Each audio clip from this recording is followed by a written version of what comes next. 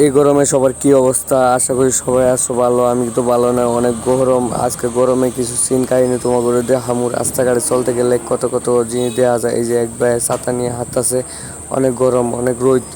তার জন্য শরবতের দোকানে তো অভাবই নাই, এই রাস্তায় ভরপুর শরবতের দোকান। আজকে তুমগুরে 1 কিলোমিটার রাস্তা হাইটটা দেখামু কি অবস্থা রাস্তাঘাটের।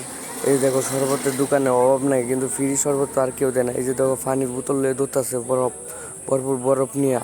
শরবতের দোকানে অভাব নাই, কিন্তু কেউ ফ্রিতে শরবত খাওয়ায় না। সবাই জিগাইতেছি, সবাই কয় না ফ্রিতে শরবত দেওয়া হয় না, শরবত খেতে গেলে 10 টাকা দিতে হবে। আমিও আবার হার মানার পাত্র না, আমি 1 কিলোমিটার রাস্তা হাইটটাই তুম করে দিয়ে হামো। এই যে তরমুজের দোকানে গেছি ভাই, আরে ভাই কইও না, তরমুজের দোকানে গেছি, তরমুজের যে কি দাম রে ভাই, একমাত্র বড় লোক ছাড়া আর কেউ কিনতে পারতো না। এই যে একটা সুড়ু তরমুজ দেখতেছ, এটা আবার পুটকি পর্যন্ত পচা। এই তরমুজের দাম নাই 50 টাকা। একমাত্র যার কিনা লাখ লাখ টাকা আছে সেই কিনা তরমুজ কিনতে পারবো। এই যে এক বড় ভাই, তার অনেক অনেক টাকা, তার জন্য একটা তরমুজ কিনে নিয়ে যাইতেছে। কলার দোকানে গেছি, আরে বাইরে ভাই 40 টাকা হালি কলা। তারপর আনারসের দোকানে আইছি, আনারসের দোকানে আয় তো সিরিয়ালে অভাব নাই গা, একজনে খাড়াখাড়ি করে নিতেছে আমার কয় নেওয়ার জন্য। আমি কইছি ভাই আমার এত তো টিয়া নাই গা, নিয়ে পারতাম না।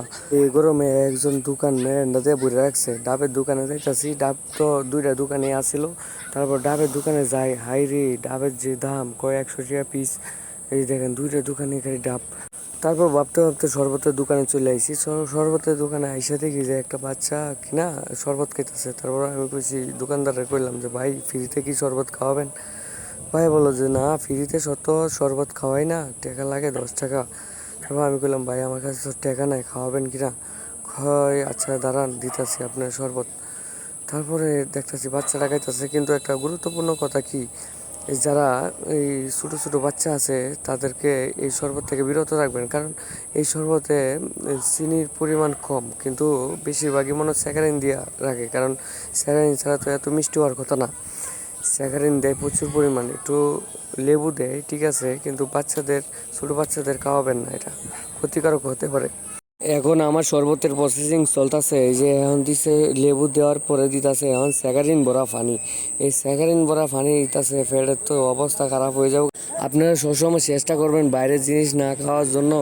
এই শরবত কিন্তু স্বাস্থ্যসম্মত না শরবত, কিন্তু আপনাদেরকে খায়া দেখাইলাম। আমি তো প্রচণ্ড গরমে ভাবলাম যে না শরবতটা খায়া দেখি। শরবত মোটামুটি ভালোই হয়েছে, কিন্তু স্যাকারিন প্রচুর পরিমাণ দিছে, তার জন্য মিষ্টি বেশি হয়েছে।